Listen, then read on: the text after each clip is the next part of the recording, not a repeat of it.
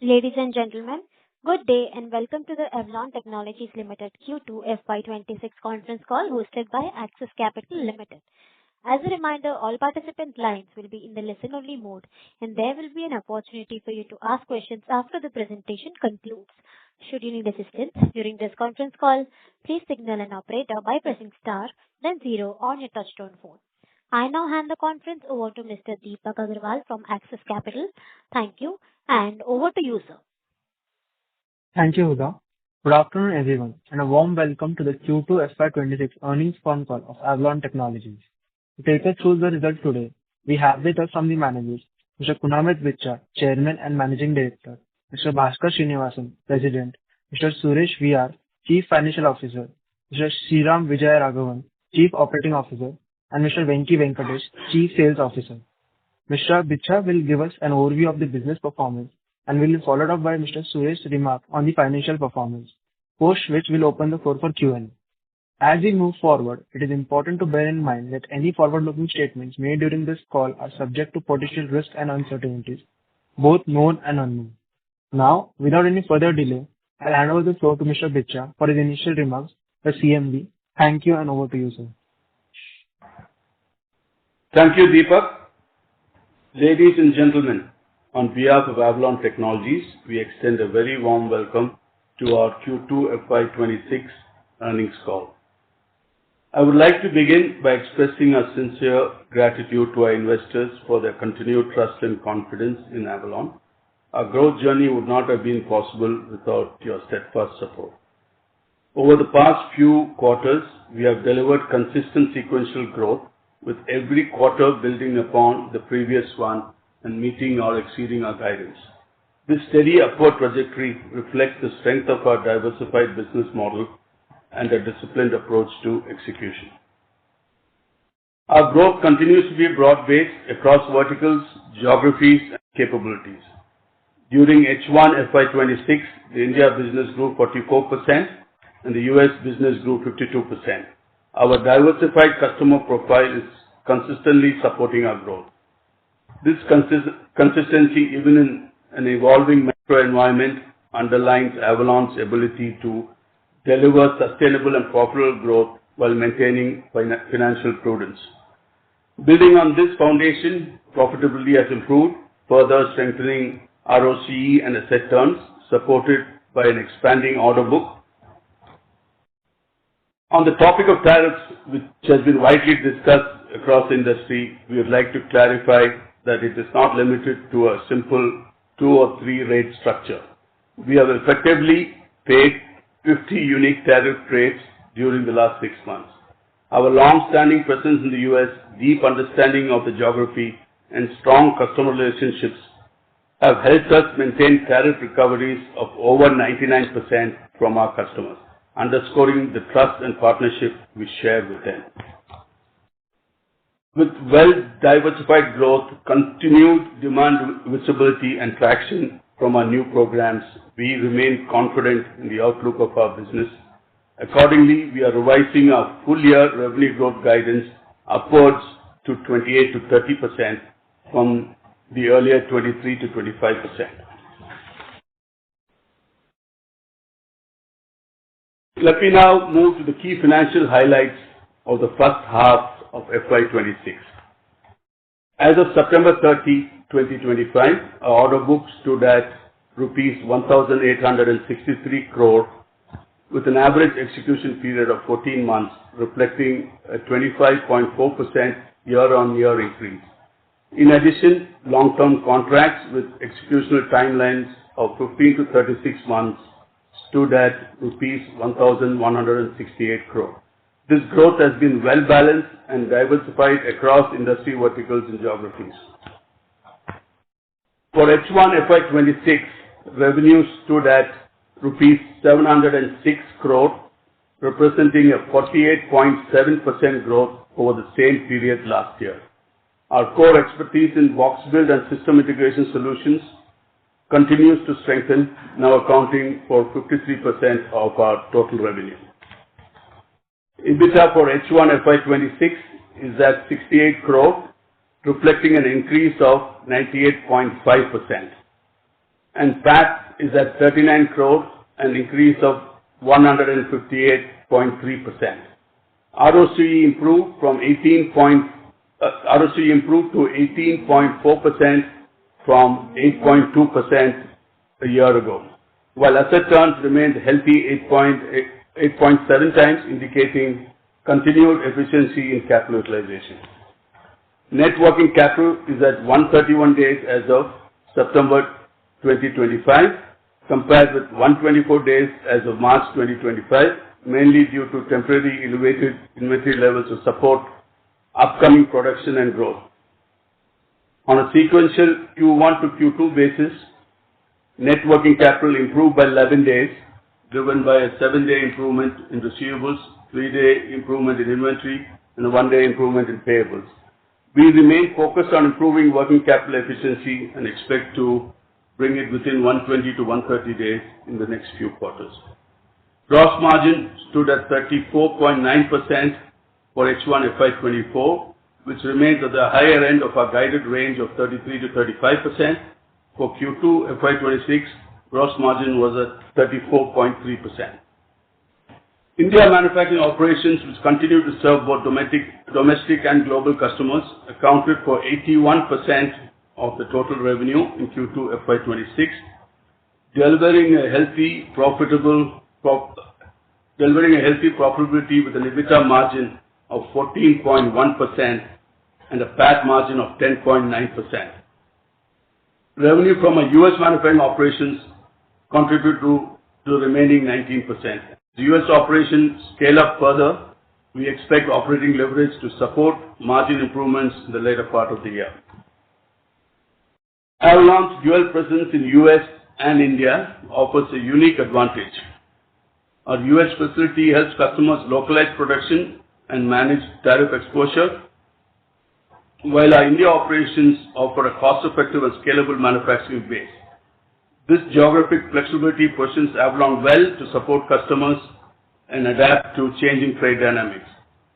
As tariff-related discussions in the U.S. and India continue, we are monitoring developments closely and will stay agile and measured in any strategic adjustments. We are also seeing increasing engagement from customers in multiple geographies for Made in India products, and will share more updates in the coming quarters. Now moving on to our key growth drivers and an update on major programs. We remain encouraged by the continued momentum across our three growth engines. 1. Existing business. This is driven by long product life cycles, mission-critical products, and steady recurring revenues. The energy storage system program is progressing well with production ramp-up underway as planned. In the aerospace vertical, cabin sub-assemblies are currently under first article inspection and progressing in line with our plan for ramp-up in the first half of the next calendar year. Despite India having the largest spending aircraft order book in the world, local manufacturing content is relatively small but is growing rapidly. Our aerospace business is benefiting from this shift. H1 FY26 revenue grew 59% over H1 FY25. 2. New business wins. This is built on sustained effort over the past few years, with these programs now translating into fresh orders and production ramps across multiple verticals. Our dual show model and the new Chennai export facility have supported this scale-up. Production for locomotive engine subsystems will begin in the second half of this year. Our railway business continues to gain momentum with new customer additions and expanded product lines. Notably, H1 FY26 rail revenue grew 58% over the same period last year. At the same time, we are making steady progress in advanced technology segment. As mentioned last quarter, our partnership with a leading global semiconductor company for box build manufacturing is progressing well, with the volume ramp-up expected in FY27. Meanwhile, the railway Kavach system has completed testing and is on track for commercial production in the second part of next year. These programs strengthen our market position and extend our reach. 3. Opportunities pipeline. We continue to see a diverse and expanding set of opportunities progressing towards finalization. With encouraging potential in both size and scope. During the quarter, we onboarded 3 large US-based customers across industrial and defense verticals. We will share more details over the next few quarters as these programs progress from prototyping to production. Manufacturing will initially commence in the US, followed by a transition to India, leveraging our dual presence advantage. With all 3 growth engines at different stages, we have continued to front-load investments in capabilities, manpower, inventory to stay ahead of the expected growth. On the infrastructure front, our export-focused Chennai plant has commenced production and is ramping up steadily. To meet rising domestic demand, we are progressing well to complete phase 2 of our brownfield expansion in Chennai by the end of Q3 FY26. These investments are aimed at ensuring readiness for next phase of our growth, and we remain confident that operating leverage will begin to take effect in the later part of the year. Avalon stands on a strong foundation to capitalize on vast potential emerging across our end markets. With a healthy order book, expanding capabilities, and a culture rooted in operational discipline, we are well positioned to deliver the sustained growth and long-term value for our shareholders.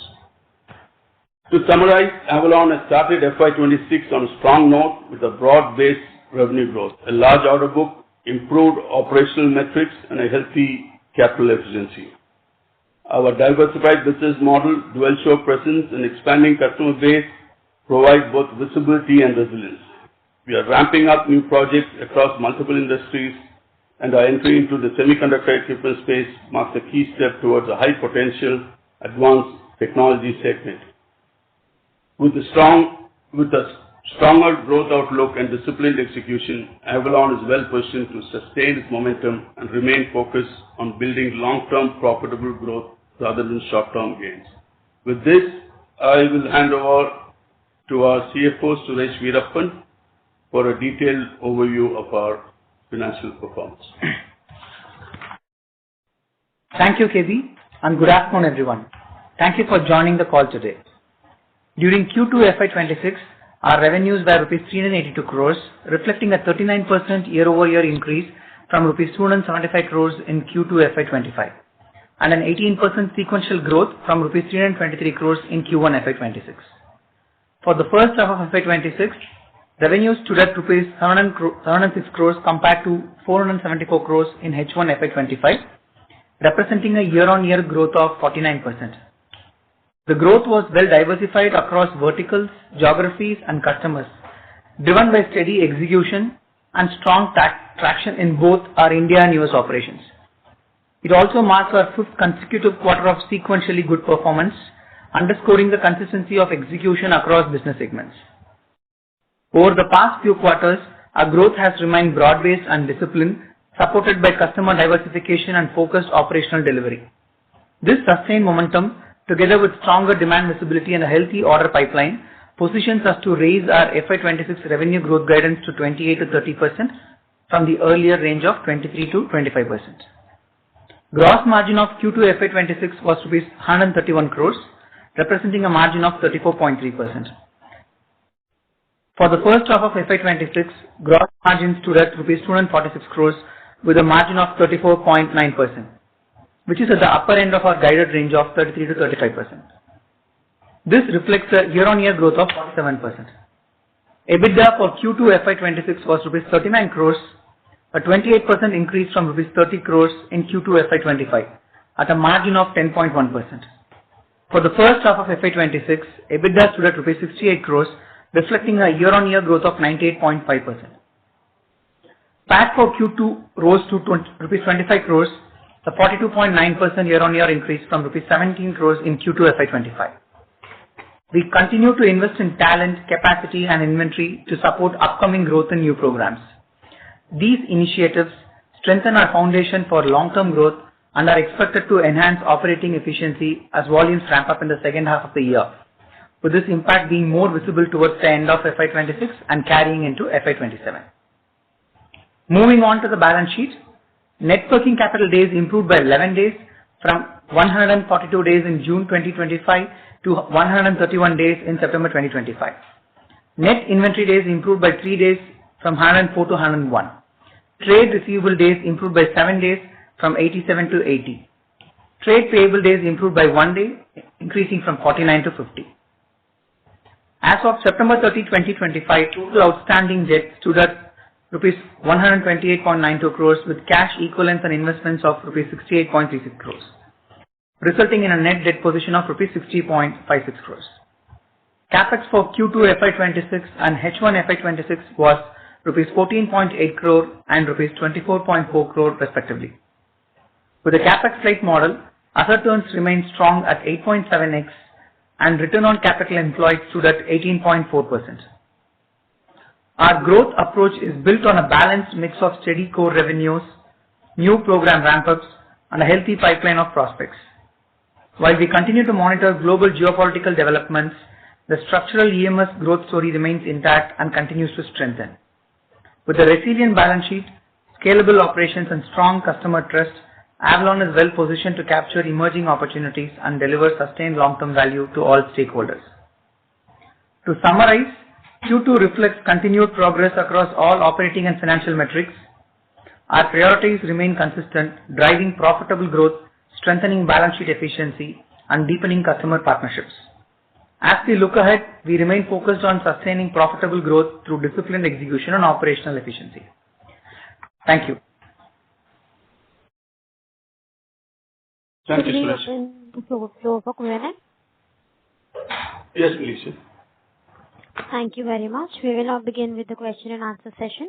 Anyone who wishes to ask a question may press star and one on their touchtone telephone. If you wish to remove yourself from the question queue, you may press star and two. Participants are requested to use handsets while asking a question. Ladies and gentlemen, we will wait for a moment while the question queue assembles. The first question is on the line of Tanesh from DAM Capital. Please go ahead. Yeah. Hello, Tanesh. Hi, sir. Hi, sir. Good afternoon, and congratulations on a good set of Sir, numbers. can you please be a little louder? Yeah. Am I audible now? Yes, you are. Yeah. Good afternoon, sir, and congratulations on a good set of numbers. So my first question is on the U.S. operations, right? So if you could give any sort of update on how the offtake is improving despite the tariff implications, right? I mean, you did mention that 99% has been recovered in terms of tariffs, but going forward, how do we expect the U.S. clients to sort of, accept the tariff implications, and do we expect the manufacturing per se to improve from the current 20% in U.S., which would thereby then sort of have any sort of impact on margins? That's a good question. So we are seeing a lot of opportunities now with the dual sourcing model we have, where they can start in the U.S. and when the tariffs settle down, the longer term, the larger customers are taking that view. Let us start in the U.S. and transfer to India when the tariff settles down, because it's difficult today for customers to judge what is the tariff rate where, but they always want to come to India, and we are offering, I would say, initial stopover in the US before they transfer, so they have consistency on revenues. And saying that, some of our existing customers who always wanted to make in the US are ramping up, especially our battery storage, energy storage systems customer, which we've been working for the last 4 years. We are seeing a substantial ramp for them, which has already started and into the next 12 months. So we're very positive because we have a solution for customers to come to India, because otherwise it is very difficult for customers to see how can I come to India with a 50% tariff, right? So this dual model helps us a great deal to make that happen. So but with that happening, we don't expect any interim impact on our margins to that extent. So if you look at our gross margins, we have so steady. On the margin front, I would say we are investing into the future. As you've seen some of these larger ticket customers cutting in, we have a few more in the next few quarters. So we are getting the team ready, especially in India, to get ready for the ramp. Understood, sir. And sir, my second question would be on our domestic operations. Obviously, we've seen very strong growth over the last year in the domestic market. So if you could sort of if you could help us understand, any new clients that are sort of ramping up and, under what segments would that be? And potentially, if you could even list down the opportunities for our railway business. You did mention that it grew very sharp at around 57% in the first half. So apart from the coverage opportunities will come in next year, any other product categories which are also, scaling up well out there? Yeah, that's it. Thank you. I'll answer the last part of your question first. The railway opportunity is real and is growing. We're growing, and last year also we grew substantially. This year we are seeing the first half growing not only with our existing customers, new customers, as well as new products from existing customers. Okay? So we will continue to see this growth in the foreseeable future as India expands and as India grows in this segment. Apart from that, the next three large customers which we are kicking off are all India-based, and that gives us the timing of it is perfect. So I think our goal is always to be 50-50, 50% exports and 50% India.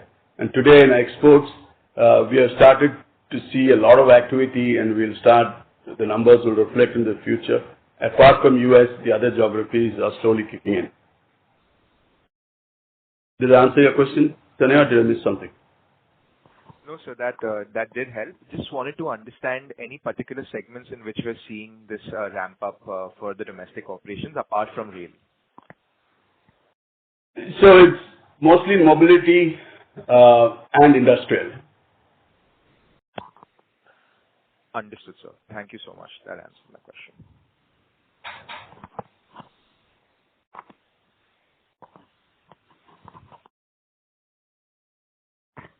Hello?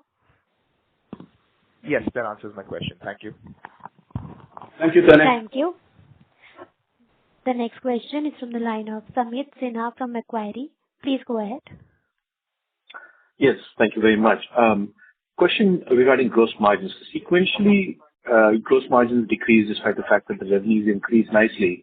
And I think you kind of hinted at it that you're investing into it. But if you can break it down between your India and US operations, it seems like India operations, your gross margins improved sequentially, while in the US operations it went down. So can you explain that dynamic? Because I thought for some reason that all the investments were happening in India, but seeing that maybe there's something in the US as well. You're talking about gross margins. I believe they have not changed much. Our range has always been between 33 and 35%, and we are well within on the higher side of the range. A few quarters we may have 36, okay, or 37 in certain times, but our guidance always been between 33 and 35, and on H1 we are at 34.9, and Q2 we are 34.3. So it could be because of product mix, and there's no change in gross margin guidance. Got it. Okay. So that's and in terms of these the new business that you're seeing, kind of a broader question. So these three large customers in India, can you talk about which verticals, which sectors they're coming from, and can you also kind of comment on the average ASP and order size of these new customers? Is it larger, average? Any sort of context would be appreciated. So I would just say power and industrials are the two key areas, and we will start seeing activity maybe late part of this quarter or next quarter, and substantial. They could be top 10 in our top 10 customers by the end of this year or so. Did I answer your question, Samit? Yeah, absolutely. Thank you very much. And just to add, the transition customers coming to US first and then to India. One is in the power sector from Europe, coming to US first and then moving to India. Number two is industrial customer That's again starting in the US. And third is a defense customer. Excellent. Thank you. Thank you. Thank you, Sumit. I repeat, you may press star and one to ask a question. The next question is from the line of Praveen Sahai from PL Capital. Please go ahead. Yeah, thank you for opportunity. So my question is related to the guidance of a 28 to 30% of revenue guidance for this year. That gives me a second half growth to be in the range of around 17 odd percent. So why, in the back-to-back quarters in the past, we had seen a very good growth for the last 4 quarters at least. Now you are saying about the lower growth for the second half with your guidance. Why is it so? No, it's, as you know, probably I'm not sure, we are conservative. So the reasons, there is growth, there's multi-quarter growth. We look at how we look at ourselves and kind of rate ourselves as can we double in 3 years, which we are doing, and then can we further double 3 years from 27. Okay, that's been our motto rather than looking at quarter to quarter. And as you have seen, last 5 quarters, we have delivered more than 40% growth. And we intend to continue, okay? But because of when the projects will cut in, whether it will be in, December of this year or March of next year, so that's the question mark. The business is there, and we intend to exceed and excel with our with the expectations set. Okay. So whatever is happening, we continue to repeat it. Okay. Got it. Second question related to the, as you had mentioned about the ramping of your energy storage or battery storage clients in the US. Do we see the contribution of the clean energy in your business to go up from here? So, from year to year, it has grown 34%. Okay. So relative to others are growing a little bit faster because some of our industrial grew year to year grew 73%, communication grew 68%, mobility grew 59%. So related to that, it's a little bit slower, but on a year to year basis, it is growing at a healthy rate of 34%. The growth is very well diversified across verticals. So I think there is going to pick up in clean energy also. And we've already started seeing that happening in this quarter. So we will maintain the contribution at least at what level they are in right now. Absolutely. And our intention always to have it between 20 and 25. So we are diversified. Right. And the next question is related to the domestic and the US mix. As you had, answering to the last participant, you said 50-50, you want to be at US and India level business to be. But right now it's skewed towards in the US, around 60% is the US. So do we see a US business growth to outperform in the coming quarter and year?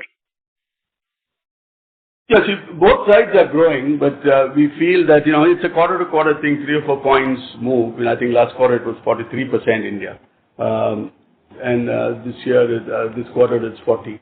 But intention is to get to 50, and I think we should get there sooner than we expect. Okay.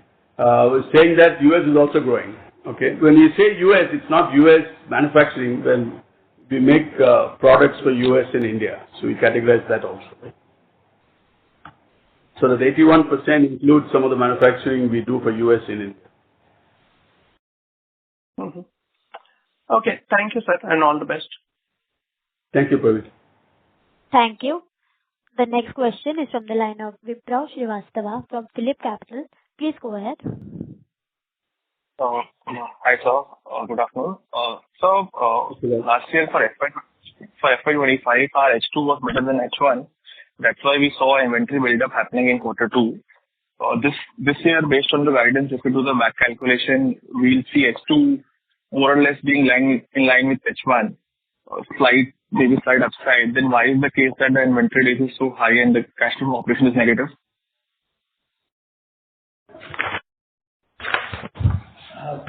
Like what KB had mentioned earlier, some of the new programs are ramping up in Q3 and Q4. So yes, the inventory days as of June 25 was 104 and right now it is 101. But if you look back at March 25, it was 86. But we have to upfront our investments in people and in inventory before a new large program starts in. We expect it to start some of it in Q3, some of it in Q4. What we had given as a guidance on overall net working capital for the end of the year is 120 to 130 days. I think with the way how we are looking forward the ramp up, we are confident of getting to that range of 120 to 130 by the end of the year. Noted. So, and in terms of full year, the cash flow from operations will be positive?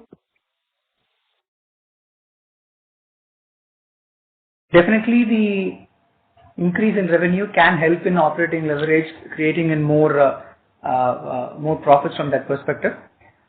That in combination of reduction in net working capital can help in cash flow from operations, but let us wait for the next 1-2 quarters and then we will see from there. Yeah. We have had positive cash flow. Sure. We have had positive cash flow from operations the previous 2 years. The second half did help even in the last 2 years. So, yes. Lastly, sir, on the operating leverage part, given that based on the current guidance, Q3 and Q4 will be relatively lesser than Q2. So, do you see some margin pressure happening because of operating deleverage in Q3 and Q4? So, let's put it this way.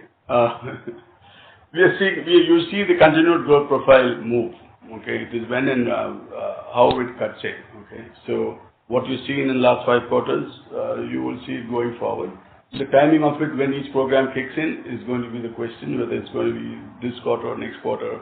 It's either going to be December or January, because these delays are not controlled by us, it's controlled by the customer.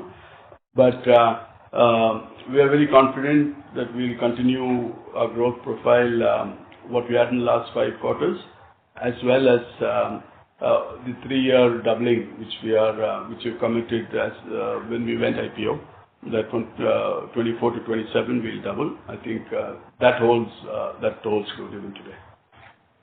Most of our expenses below the gross margin line are semi-fixed or fixed in nature. And in the past also for us, operating leverage has played out. Right now, like what we have been highlighting the last 6 months and even earlier in the call, we are upfronting some investments in people and inventory right now for the new programs that are kicking up in the second half. So yes, it is on the positive side of operating leverage is what we are also expecting. Sure. So, and so lastly from my end, in the first half, roughly 81% of manufacturing has happened in India. Based on my presentation, 19% has happened in US. Where do you see this number heading for the remaining 2 quarters? Do you see this heading upwards or remaining static? So we've always guided to 80-20, and a few quarters there'll be a couple of points up or down either way. But we still for the next 2 quarters we see it's at 80-20. Noted, sir. And this will have no impact on margins, right? Increased US manufacturing. I don't believe. I think it will get better as US numbers improve. Because our top line is increasing, so with that, the US side also will increase. Sure, sir. Thank you. Thank you. You're welcome, Vipra. Thank you. I repeat, you may press star and 1 to ask a question. The next question is from the line of Chirag from Keynote Capital. Please go ahead. Yeah, thank you for the opportunity and congratulations for a great set of numbers, sir. So my first question is, post the implication of tariffs, I just wanted to understand one thing, that if someone is buying from our US facility, someone is buying from our Indian facility, what is the cost differential one as a client one is getting? Okay, that's an interesting question. See, there's not a flat increase by percentage. It all depends on the labor content. So sometimes even from a $4 per hour in India to $35 per hour in US is cheaper to make in India if you have a 5-hour labor content. Okay, but if you have an automated project, it may not be as simple as that. So it varies by project and complexity. Some of the products we have 200, 300 hours of labor in each part since we make complex parts. So it's difficult to move back and forth. And these are, $50, $60 billion companies. They are not going to change because like the textile industry or the leather industry, because something is cheaper, something is higher. Because you've got 25% tariffs average across any country you go to, okay, in the cost-effective countries. So it's not change we see like the consumer industry where it moves very quickly. You've seen it on numbers. Customers who make in India continue to make in India. And these products have a 10 to 15 year life cycle. So just because of a 2 or 3 quarter change, they're not going to make the switch. And it takes a year and a half for them to make a switch, even if they decide something. So they rather wait it out and pay the, as you see, most of our customers are paid on the tariffs. Fair enough, sir. So I just wanted to clarification on one thing. Our earlier strategy was similar to what we are thinking right now, where initial manufacturing for US clients were done in US, and to showcase them some benefits of shifting it to the India facility where everything what we used to manufacture in US is similar that we were able to do in India. We were able to shift certain clients from US to India, which benefited Avalon from a perspective that labor cost in India was comparatively cheaper than US, led to a significant margin improvement on EBITDA levels. So, would it be correct for me to understand when we are getting new orders or certain clients related to battery electricity storage are initially focusing on US, would be expecting to move to India when they are showcase the kind of quality of product we can deliver? So you are right and wrong in that notion. So if you look at us 3-4 years back, we started in US, then brought it India sometime. But around a year and a half back, if I recall the timing right, we started bringing customers directly to India. Okay, so to kind of cost effectively reduce our overhead in the US. So that was starting to work, and it was working till this tariff situation came. So we are back to the old model where, okay, let's start building there at a higher cost. And then when it moves to India, of course, we have to deal with the labor piece. So the customers are looking at it on the longer term perspective. Okay, if you are going to tell a customer today, new customer, saying that I'll come to India, I'll make it cheaper, faster, better, but you got to pay 50% tariffs. That's not going to work. So what we're saying is, let's start in the US, and then in 6 months, these are substantially large customers.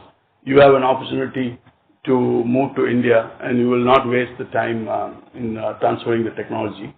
So that is what is working in our favor today, having the two-plant strategy in 2 countries.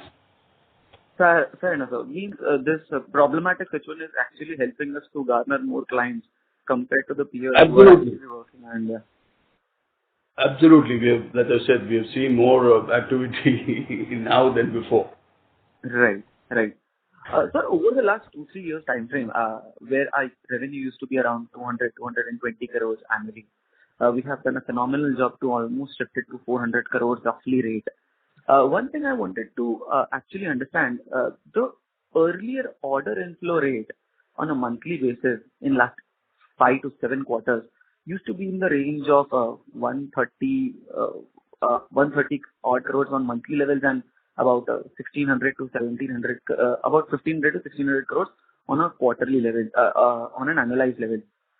But today also I'm able to see that on a quarterly basis, our order inflow run rate is still around 460, 470, which is monthly about 150 crores roughly. And our revenue has jumped from 200 crores to 400 crores.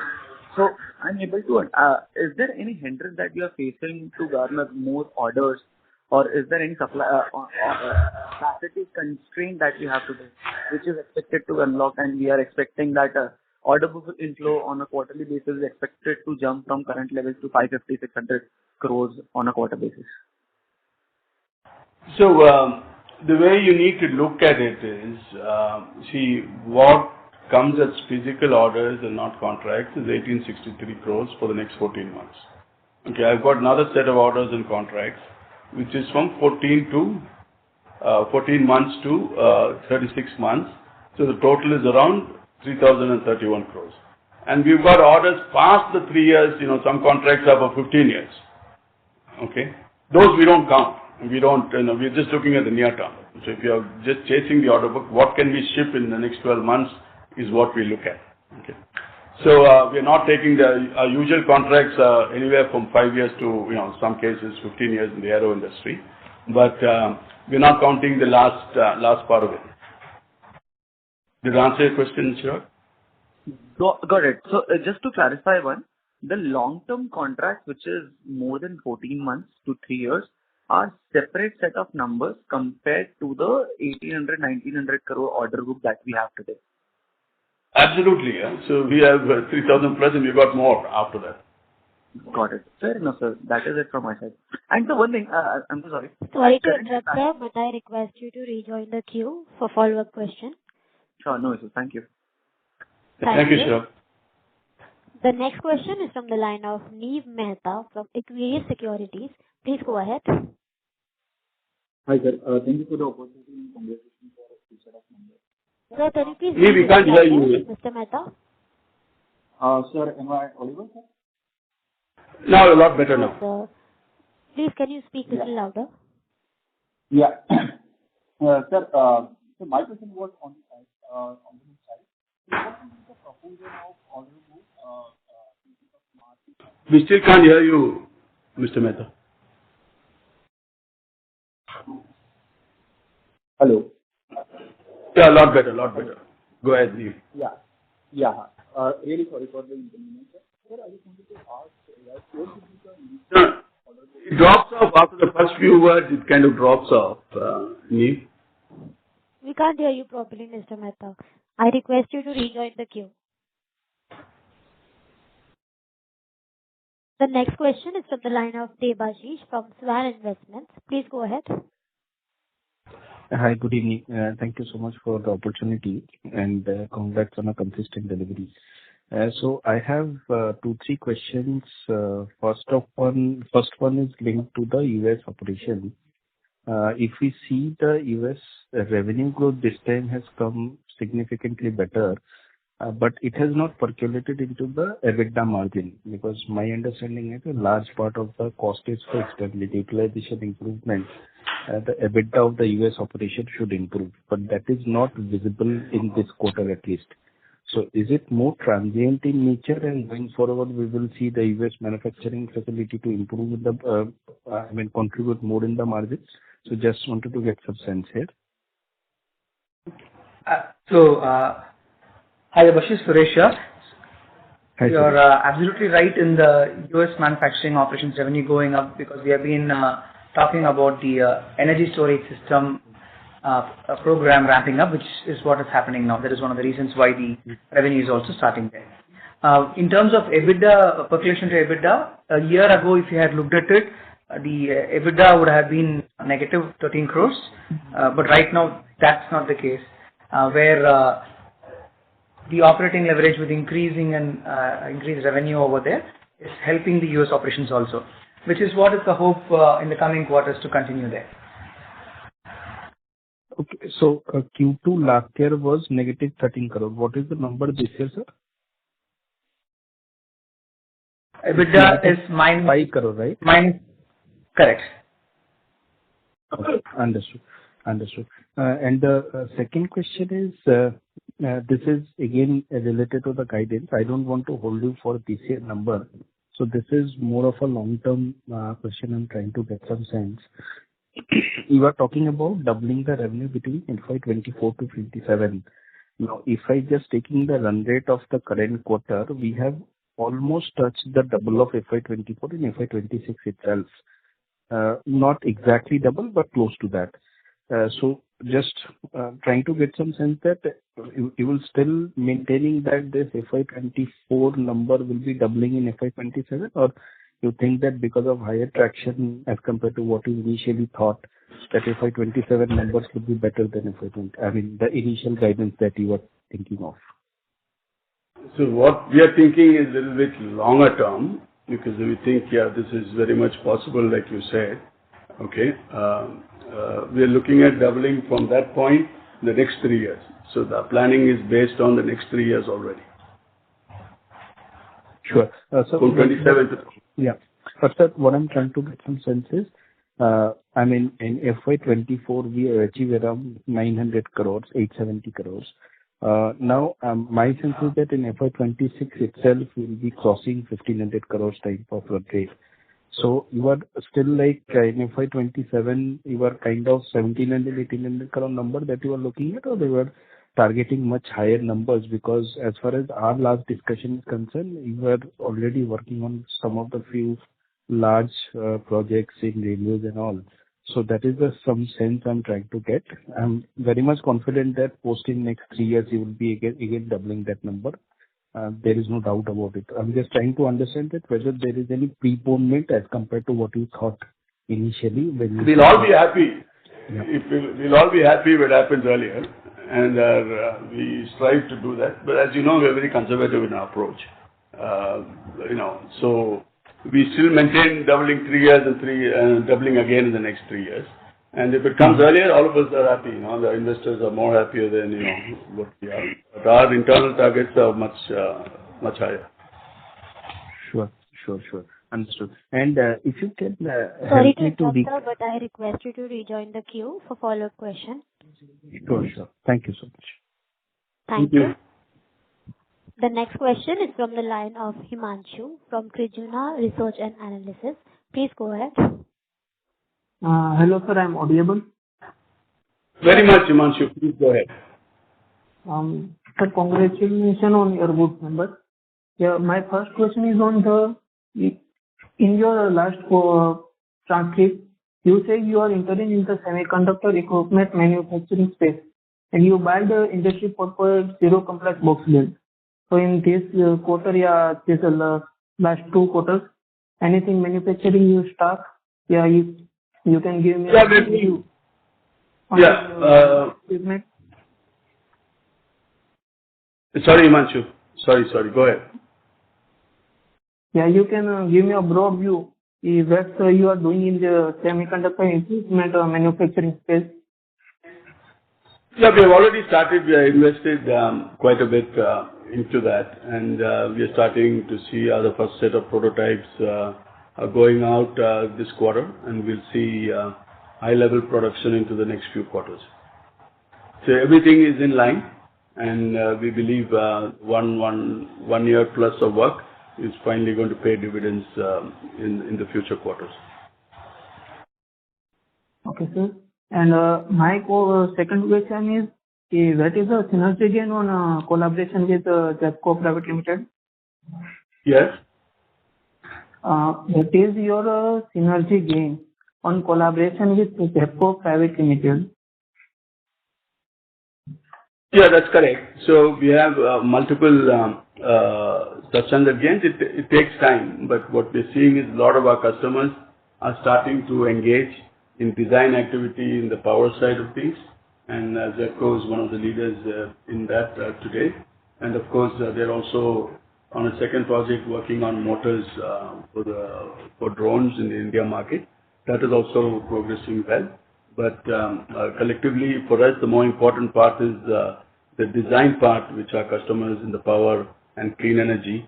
We have a design partner now, which can take the design part of it, and of course, we are more interested in manufacturing it, and all that is playing out as we plan. So you start a manufacturing, you planning for this? No, design usually takes a year to 18 months at least. Okay, so once it starts now, the manufacturing is a long-term play. It's not something which can happen overnight. And sir, sorry to interrupt, sir, but I request you to rejoin the queue. Rejoin the queue. Okay, thank you, Himanshu. Thank you. The next question is from the line of Jalaj from Swan Investments. Please go ahead. Hi, Jalaj. Yeah, thanks for the opportunity. Sir, my question was again regards to the manufacturing in the US facility. So at what scale of operations do we believe that this would reach to let's assume at least a break-even operations or a break-even EBITDA level?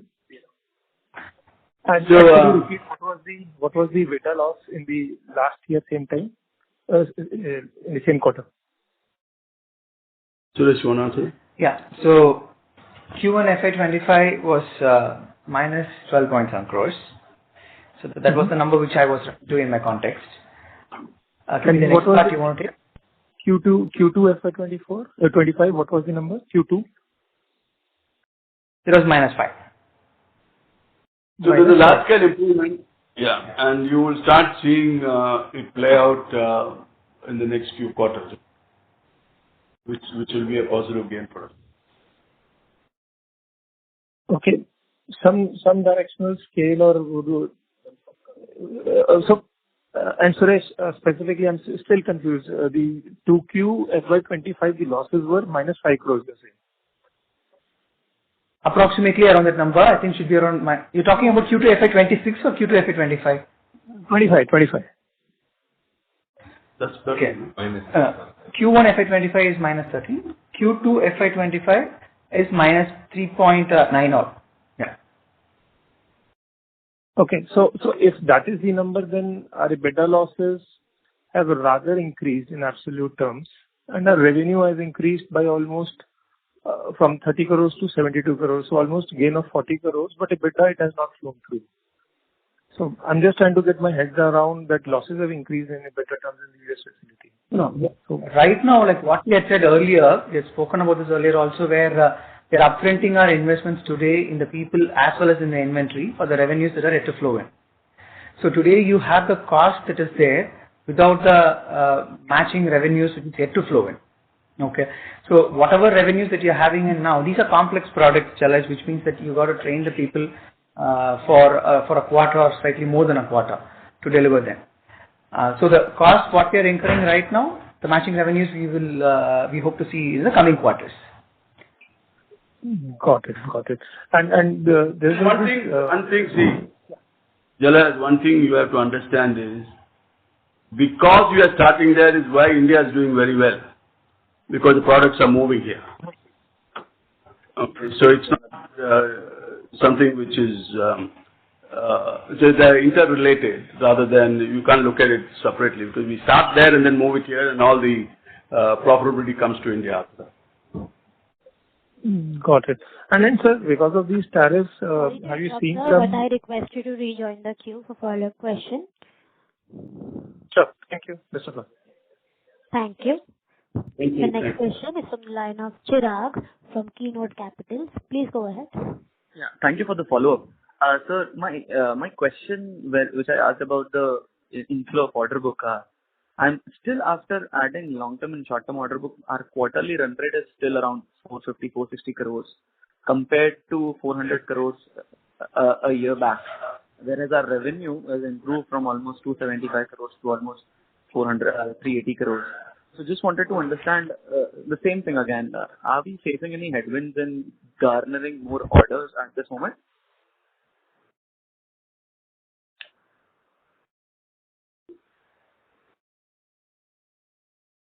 Hello. Hello. Can you hear us? Yes. Hello. Yes, sir. Can you hear? Okay.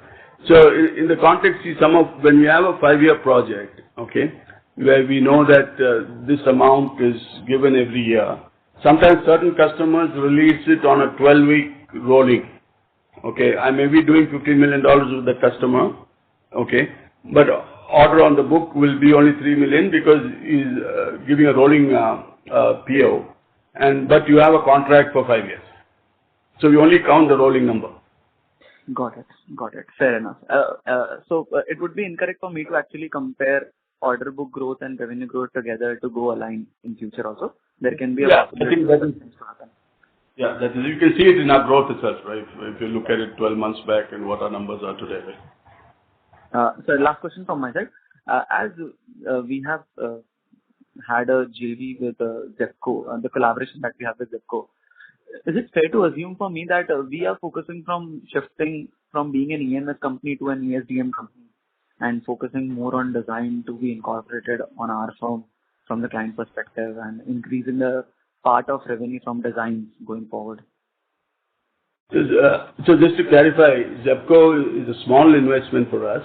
Okay, we have only invested 7 crores. The reason for the investment is we are a manufacturing company, an EMS company. Is that if we can get the design element done, our interest is in the next 10 years of manufacturing, not the first, a crore or two in design. Our interest is once it's designed, can I make this product for the next 10 years? That's a, 200 crore activity, right? So that's why Zepco and that's our partner, okay, to make that possible for our power and clean energy customers. Did I answer your question, sir? Yes, sir. So our focus still for the next 10 years would be on manufacturing side. This is just a small type of collaboration for a certain sector-related design that we are doing so that we can get the orders for the coming years. The expertise to do that, Got it. Fair enough, sir. That is from my side. Thank you. Thank you, Shirag. Thank you. As there are no further questions from the participants, I now hand the conference over to the management for closing comments.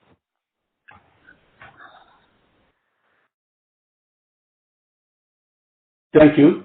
FY26 has started strong for Avalon with robust revenue growth, solid execution, and continued customer traction across key markets.